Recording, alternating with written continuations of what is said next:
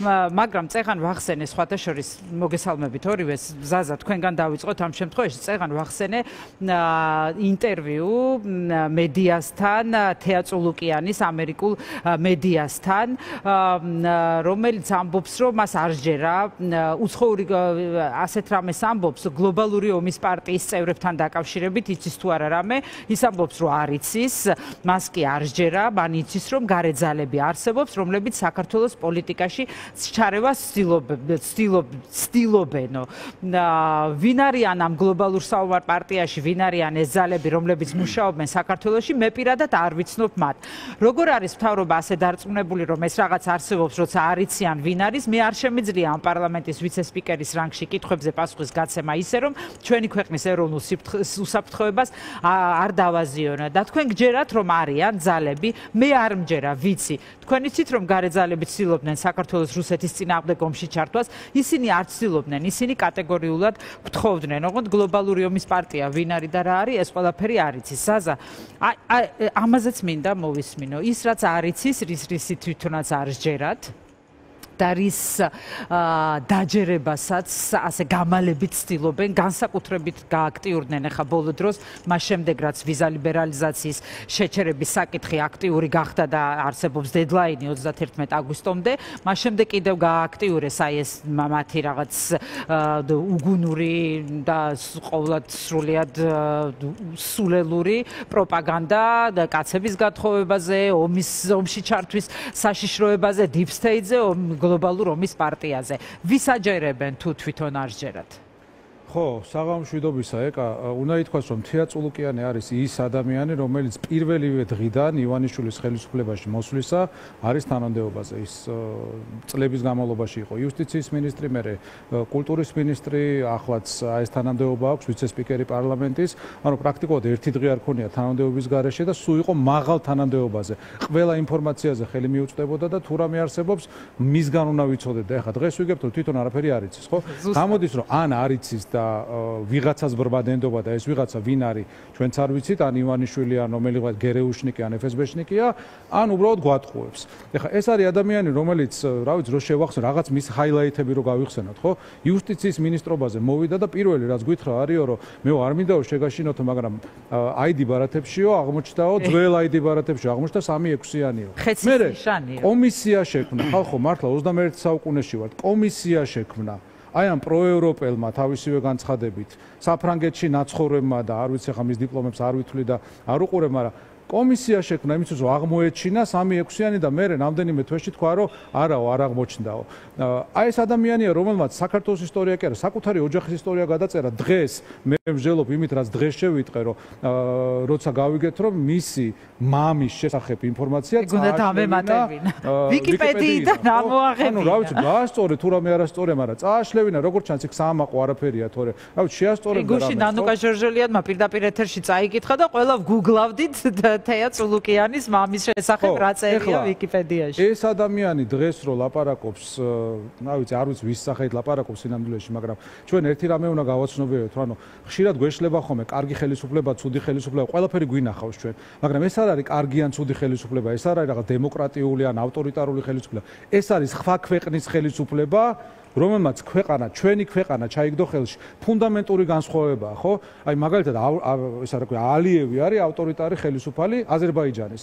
მაგრამ აზერბაიჯანელი ხელისუფალია, ტერიტორიული მთლიანობა აღიდგინა, ისეთი რაღაცები გააკეთა, ბევრი რაღაცაში, ნუ ტოტალურად მიუღებელია ხომ ის დემოკრატიული მიმართულება, მაგრამ არის რაღაცები მაგრამ ეჭვი არავის ეპარება, რომ ქვეყნის პატრიოტია და თავისი ქვეყნის სასარგებლოდ მოქმედებს და ესენი პირიქით. ჩვენ შემთხვევაში ეს ხალხი, რომელსაც ოდესღაც ქართული ოცნება ერქვა ეს არის რუსული ჰიბრიდული ძალა რომელიც ხელში ჩაიგდო ჩვენი ქვეყანა. ანუ ნებისმიერი შედარება, რა ვიცი, არათუ წინა ხელისუფლებასთან, შევარდნაძის ხელისუფლებასთან და ხა ყველა სხვა ხელისუფლებასთან არის არარელევანტური. აი მტრულმა ძალამ ხელში ჩაიგდო ჩვენი ქვეყანა და ალბათ ეხა ოდესღაც დაიწერება ამაზე შეისწავლიან როგორ მოახერხეს ეს რუსებმა ისე რომ ჩვენ ძალიან გვიან მივხვდით ხო ანუ ამ ყველაფერს მივხვდით გვიან ეხა ჩვენ ამათთან რაღაც ლოგიკას შევყვეთ მათი ლაფსუსები დავიჭიროთ ალბათ უკვე ესეც ძალიან მე მგონი მატარებელმა ჩაიარა მე მგონია რომ ეხლა მოქმედების დროა და მოქმედებაც უბრალოდ მართლა შეტევაზე გადასვლის დროა დიდი ხანია შეტევაზე გადასვლის დროა მაგრამ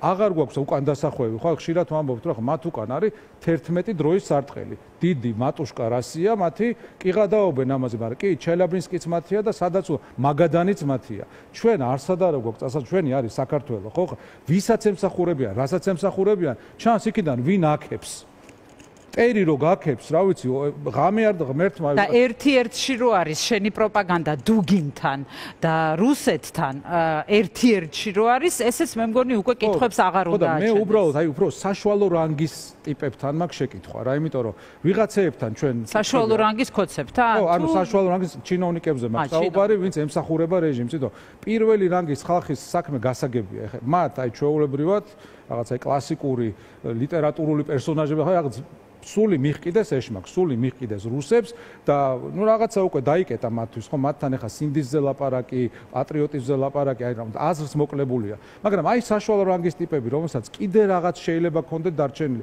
არ ვიცი რას ვებღაუჭები, მაგრამ მაინც ვებღაუჭები, იმიტომ რომ ეს ხო ის ხალხია, რომელსაც ოდესღაც ვიცნობდით, რომელთანაც ოდესღაც საუბრობდით, კეიფობდით, ვისვენებდით, ხო? აი ეს ხალხები, აი ეს ადამიანები, ბოდიში, ეს ხალხი, ხო? როგორ იძინებს, როგორ იღვიძებს, საკუთარ თავს, როგორ უყურებს სარკეში, ხო ხედავთ რა ხდება და იცით რატო ხდება, იმიტომ რომ დღეს თქვენ ისე ვიქხართ, სადაც ხართ. ეხლა დღე არ გაივლის, რომ ვიღაცამ არ დაწეროს სტატუსი, განცხადება არ გამოაქვეყნოს, რომ აი ჩემი დროც მოვიდა. აი მეც მიშვებენ ზოგი თავდაცვის სამინისტროდან, ზოგი საგარეო საქმეთა სამინისტროდან. ხო ამბობდით ჩვენ ნოემბერში. ხო ამბობდით დეკემბერში, რომ ყველა სათითაოდ მოგადგებიან. დღეს გვაქვს შანსი მეთქ, მაშინ ვამბობდით თქვენთან სტუდიაშიც გვითხოვს, რომ აი ერთად გავერთიანდეთ და რა ვიცი, ჩამოიქცევა ეს სისტემა, ხო ყველა საკუთარი შვილების ჭამა დაიწყო ივანიშვილმა, მე და ამას გადატანითი მნიშვნელობით ვამბობ, რა თქმა უნდა, იგივე რიჟვაძე, ბაჩიაშვილი, ადამიანები, რომლებიც გახარია, რომლებიც მისთვის უახლოესები იყვნენ და მათით ამაყობდა და რა ვიცი, ჩვენს გვაწონებდა, თითოეული მათგანის ბედი როგორ დატრიალდა და ძალიან მწუხვარ, რა თქმა უნდა, ყველაზე ვინც ჩამოვთვალე. არ ვიცი, მე არ ამგონი, მე არ წუხვარ, დიდი ბოდიში, მე არ წუხვარ, აი შეგაწყვეტინე რატო იცი? არა, წუხვარ, მინდა რომ ახალგაზრდა კაცი რიჟვაძე იყოს ჯანმრთელი. ბაჩიაშვილზე ძალიან წუხვარ, იმიტომ რომ მინდა რომ იყოს თავისუფალი და თავისი ცოდნა გამოიყენოს. თავისფეხით მივიდა ამ სიტუაციამდე, ყველა თავისფეხით შეგნებულად მივიდა ამ სიტუაციამდე, ვიღაცა 300 მილიონს მოატანებენ და 10 მილიონს დაუტოვებენ და ჩვენი ქვეყნის მოსახლეობის დიდი ნაწილი მშიერია. ანუ ვიღაცა 300 მილიონი არ შეატოვეს და 10 მილიონი ხაშენ კონდეს და ამ ადამიანს ვიღაცაებს შეა და ეს დავამატებ და ივას გადავლოს მინდა ზუსტად აი მშიერ მოსახლეობასთან დაკავშირებით უნდა ვკითხო ივას. თავისი შვილების ჭამაზე ვიტყვი, უბრალოდ ჩვენი ინტერესი, როგორც ქართველი ხალხის ინტერესი არის, რომ ეს რეჟიმი ჩვენ მოვიშოროთ. ვინაიდან სტალინის ერთმა ფლანგმა, ბერიამ რო ეჟოვი და იაგოდა დახვრიტა, ამით ქართველმა ხალხმა ვერავინ ვერ მოიგო და მე ბერია რო სხვებმა დახვრიტეს, ხო? ჩვენ უნდა მოვიშოროთ ესენი, ვინაიდან ამათი ერთმანეთის ჭმა თავისთავად ჩვენ სიკეთეში არ ითარგმნება. კი ბატონო, გეთანხმებით. რა შანს კარგავს ქვეყანა?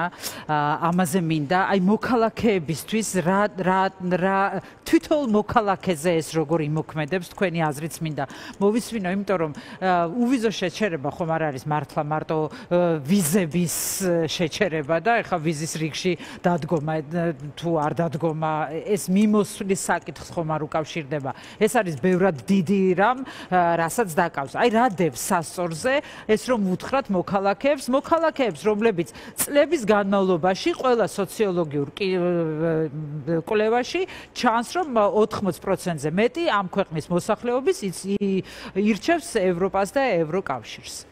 მათ შორის ქართული ოცნების ხო, მოდი დავიწყოთ ჯერ აი ამ პროცედურული ტყუილიდან, რომელსაც ეს უსინდისოები კადრულობენ, ანუ ისე შემოგვაპარეს, თითქოს მივიღეთ, რომ დიდი ამბავი უვიზოდ დავდიოდეთ და ახლა ვიზით ვივლით. ანუ აი ვიზას ავიღებთ, აი თითქოს პატარა დისკომფორტი. ამიტომ მოგიწვიეთ, რომ თქვენგან მინდა თითქოს პატარა, ხო, ანუ მაგას ვამბობ, თითქოს აი პატარა დისკომფორტი დაგვემატება, მაგრამ დიდი არაფერი. ხა ეს მარტო ის არ არის, რომ აქამდე პირდაპირ მიდიოდი და ახლა ვიზის რიგში და ჯერ ერთი ვიზას ან მოგცემენ, ან არ მოგცემენ. ანუ ვიზა ნიშნავს, რომ ვიღაცა გამოწმებს შენ ხარ თუ არა ღირსი ბჭყალებში, ან შეიშვები თუ არა იმ ქვეყანაში და იაფი ფრენებიც აღარ იქნება. დავიწყოთ იქიდან, რომ შეიძლება არ მოგცენ, ეგ ერთი. მეორე ვიზა არის სერიოზული ხარჯი. მადლობა ღმერთს მაგალითად რომ ქუთაისის აეროპორტი გვაქვს, რომელიც არასდროს არ გვექნებოდა, რო არ გახსნილიყო 2012 წლის სექტემბერში ივანიშვილის მოსვლამდე ერთი თვით ადრე. სააკაშვილის ჯინაზე არ გახსნილა. ყველაფერი ანუ რაც არ გაიხსნა მანამდე, ანუ იუსტიციის სახლიც მაშინ გაიხსნა, თორე არ გაიხსნებოდა, ხო? ისევე როგორც ანაკლია არ გაიხსნა. ხო და მადლობა ღმერთს ეგ გვაქვს, მაგრამ იქიდან შესაძლებელია იაფი ფრენები, ხო? ერთი იმდენი ჩათვალე, რომ რასაც იხდი ავიაბილეტში, ერთი იმდენი უნდა დაემატო ვიზაში. ანუ რომც მოგცენ, დრო გეკარგება და ხარჯი გემატება და ძალიან დიდი ბოდიში ხა ვიღაცისთვის ის რამდენიმე ასეული ლარი, შეიძლება არაფერი არ არის, შეიძლება ერთი ის არის, რაც გართობის ფულია, ხო? ერთი გასვლის და ჭამის და ვიღაცისთვის ეს არის ნახევარითვის ხელფასი. ძალიან ბევრია. ხა ამას დაემატება ოჯახის გაერთიანება, ის ადამიანები, რომლებიც იქ ცხოვრობენ, იქიდან ვერ მოდიან, ან სეზონურად მიდიან და იქ მუშაობენ და მერე ფულს აგზავნიან. ისევ იქნება და ასე სოციალური პლატფორმებით ოჯახებთან ურთიერთობა. ჩვენ არაერთი შემთხვევა ვიცით, როდესაც მძიმედ ავადმყოფი ადამიანი უბრალოდ დასვეს თვითმფრინავზე და გაფრინდა. და გადაარჩინეს საფრანგეთში თუ სხვაგან იქნება, ხო? ეს ვეღარ მოხდება. მხოლოდ იმიტომ, რომ ივანიშვილმა შეინარჩუნოს ძალაუფლება. მხოლოდ იმიტომ, რომ აქ პუტინს ჰქონდეს კომფორტი ამ ქვეყანაში. და ეს არ არის ვიმეორებ აი ეს უბრალოდ დისკომფორტი. ეს არის რომ უბრალოდ ჩაიკეტება ეს სივრცე და სინამდვილეში ზუსტად ეს არის რუსების მიზანი, რომ გაივლოს ახალი რკინის ფარდა, ახალი გამყოფი ხაზი ევროპის კონტინენტზე და ეს გამყოფი ხაზი იყოს შავი ზღვის აღმოსავლეთით. მათი ამოცანა დღეს არის, რომ რაც დაპყრობილი აქვს უკრაინაში, ეგ შეინარჩუნონ და საქართველოს ამ ხაზის აღმოსავლეთით დარჩეს, ანუ თავისი გავლენის სფერო ჩააქვიტკირონ აქეთა მხარეს. ნუ ჩვენი ამოცანა ცხადია ეს არის, რომ ეს არ დაუშვათ. რა თქმა უნდა, ჩვენი ამოცანა არის ეს, რომ არ დაუშვათ და როგორ არ უნდა დაუშვათ, ესეც არის კითხვა. აი, როგორი უნდა იყოს პასუხი საზოგადოების, როგორი უნდა იყოს ოპოზიციის პასუხი. ეხლა რას უნდა ვაკეთებდით, რისთვის უნდა, აი, მე მაგალითად მაქვს ესეთი დამოკიდებულება, არ ვიცი, დამეთანხმებით თუ არა და ჩემს მონოლოგშიც ვთქვი, რომ და არ უნდა ვაპატიოთ. თუ ეს მოხდა და არ შეიძლება მოხდენამდეც კი არ უნდა ვაპატიოთ და ყველაფერი გავაკეთოთ იმისთვის, რომ ეს არ მოხდეს და ვაიძულოთ. არ ვიცი, როგორ შეიძლება აიძულო აბსოლუტურად გაუგონარი და ბრმა ეგრეთ წოდებული ხელისუფლება, მაგრამ ძალიან დიდი უნდა იყოს პროტესტი ამ თემასთან დაკავშირებით. აი თქვენ როგორ ხედავთ და რას იტყოდით? საზოგადოებამ რა უნდა ქნას, ოპოზიციამ რა უნდა ქნას ასეთ დროს? მე სკეპტიკურად ვარ განწყობილი იმ იდეის მიმართ, რომ ჩვენ ამათ რამეს ვაიძულებთ. ჩვენი ერთადერთი ამოცანა უნდა იყოს, რომ ესენი მოვიშოროთ. ვინაიდან ესენი თუ რამეს შეცვლიან დროებით უკან თუ წაიღებენ, აი გავიხსენოთ პროპორციული შეპირება, როდესაც გავრილოვის ღამის მერე გამოვიდა ვირთხისფერით და თქვა, რომ აი ოღონდ ეხა დაიშალეთო და ყველაფერს გითმობთ, ხო და მე რამდენიმე კვირაში გადათქვა. ყოველ ჯერზე ეს არის კლასიკური გადამგდები კაცი, მხოლოდ ძალავს ცემს პატივს. ანუ ჩვენ მათგან ნებისმიერ ეს არ არის, რომ რაღაც შეიგნეს, არიქა საქართველოსთვის ასე ჯობია და მოდი შევცვალოთ. ეს უკვე დამთავრებული ეტაპია, ვიმეორებ. ამ ქვეყანაში არ იქნება არანაირი წინსვლა, არანაირი უკეთესობა, სანამ ესენი არიან ხელისუფლებაში. ეხლა რაც შეეხება იმას, რა არის გამოსავალი, სულ ამას ვამბობდი და უბრალოდ მოქმედება ხო, აი რა ვიცი, გამოსავალი კი ვიცი. სულ ამას ვამბობდი და ძალიან გამიხარდა, როდესაც გუშინ წინ მოვისმინე ეს ალიევისგან, შეიძლება ხა დიდი ავტორიტეტი არ არის, მაგრამ უკრაინელმა ჟურნალისტმა დაუსვა კითხვა ოკუპაციასთან დაკავშირებით და რუსეთთან დაკავშირებით და თქვა, რომ აი რა არისო გამოსავალი, იმიტომ რომ ძალიან დიდი ძალა იბრძვის ჩვენ წინააღმდეგ. ხო და ალიევმა თქვა ეგეთი რაღაცა, რომ ჩვენო ამ პრობლემასთან შეხება ქონდა 30 წელიწადზე მეტი ხნის განმავლობაშიო. იყო დრო, როდესაც ვიყავით სრულიად სასოწარკვეთილები, ვინაიდან ჩვენ წინააღმდეგ იყო საერთაშორისო კონიუნქტურა, არ ქონდა ძალა, არ ქონდა ნავთობი, არ ქონდა ფული, არ ყავდა ჯარი. მაგრამ ერთადერთი რამ რაც ჩვენ შეგვეძლო იყო რწმენა იმისა, რომ ჩვენ აი ამ მოცემულობას არ ვიღებთ. ხო ძალიან ცოტაა, მაგრამ ძალიან ტკივად ხოცებს. ის რაც ჩვენ ადრე შეგვეძლო, მაგრამ მადლობა ღმერთს მოვედით და ამ რეალობაში ვართ, რომ არ ვაღიარებთ. და იმდენად ტკივად, რომ ჩემი მეგობრები, ჩვენი თანამებრძოლები, პოლიტიკოსები ციხეში არიან, ხო, პირდაპირ თქვენს არ აღიარებ და წახვალ ციხეში, ხო? ეს ტკივად, იმიტომ რომ მათ უნდათ რომ ეს ყველაფერი შეფუთული იყოს დემოკრატიულობით. შეფუთული იყოს იმ მანტიაში, რომ აი ხალხმა ხმა მოგცა და რაღაც მითიური ციფრი დაწერეს, ხო, 1,120,000, კარგად ჟღერს ალბათ, ხო, სადღაც რომელიღაც კაბინეტში დაიწერა, მოდი ეს ციფრი ვთქვათ, რა 1,120,000. ეს ხო აი არარსებული ციფრია, ხო? არც ბევრად ნაკლები არ არის. ხო და ვიმეორებ, ჩვენი გამოსავალი არის ის, რასაც ვაკეთებთ. მე მესმის, რომ ყოველთვის გვინდა რაღაც დავინახოთ, რომ აი რაღაც ამნაბიჯს გადადგამ და ბოლოში ეს შედეგი დადგება. ესე არ არის. ჩვენი გამოსავალი არის ბრძოლა, გამძლეობა, სიმტკიცე, არ გატეხა და იმის წმენა, რომ ჩვენ მართლები ვარ და კონიუნქტურა იცვლება საჩვენოდ. ტრამპის მოსვლიდან რამდენიმე კვირა იყო ძალიან რთული პერიოდი, სანამ ტრამპი დაალაგდა უკრაინასთან და რუსეთთან მიმართებაში, დაალაგდა. იქაც 1-2 ამოვარდნა დარჩა ეხა ამერიკის სენატში და ამ მეგობარი აქცაც მიიღებენ მალე, ხო? შესაბამისად, კონიუნქტურა იცვლება საჩვენოდ, იცვლება სწრაფად, რუსეთს დედაეტირება. ტრამპმა აგერ გუშინ თქვა, რომ იმდენი იარაღი უნდა ვაწარმოოთო, რაც არასდროს არავის არ ქონიაო და ეს ეხა ცხადია, ვის გასაგონად არის ყველასთვის ნათელია. შესაბამისად, ჩვენ ძალიან ცოტა დაგვრჩა და ეხა არ უნდა გავტყდეთ. არ უნდა ვცდუნდეთ, ასე ვთქვათ, რომ რაღაც სატყუარას არ წამოვეგოთ.